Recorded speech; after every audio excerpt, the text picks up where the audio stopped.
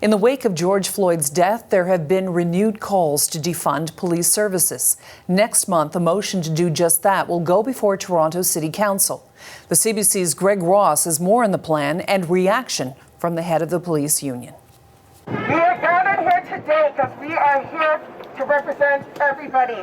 Just days after thousands took to the streets of Toronto to protest police brutality and anti-black racism, City Councillor Josh Matlow is leading a new charge to cut police funding by 10%.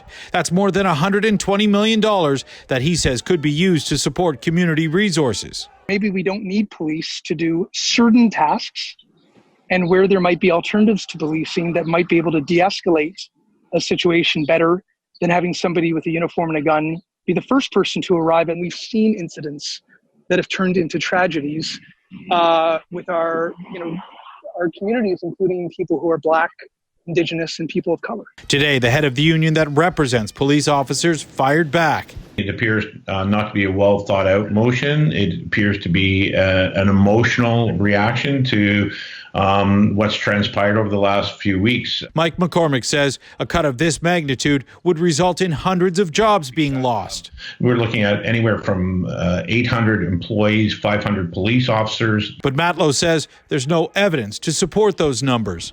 Are you saying you don't believe there would be any job loss? I'm saying I want to see the budget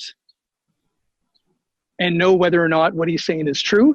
Matlow's motion specifically asks for more transparency. He says city councillors don't actually get to see how funding is allocated by Toronto Police. He believes they should have to break down spending line by line. I think it's reasonable for them to demonstrate where there are efficiencies and savings. And listen, if they come back to us and can demonstrate where we see line by line that it's not possible, let's look at that. When asked about that in a press conference today, the outgoing police chief said this. We're listening to the community. If you've got an issue, you've got a concern, then let's sit down, let's have an informed discussion, not a knee-jerk discussion, but an informed discussion on where funds should be allocated. Councillor Wong-Tam is supporting the motion, and they'll bring it before City Council next month. Greg Ross, CBC News, Toronto.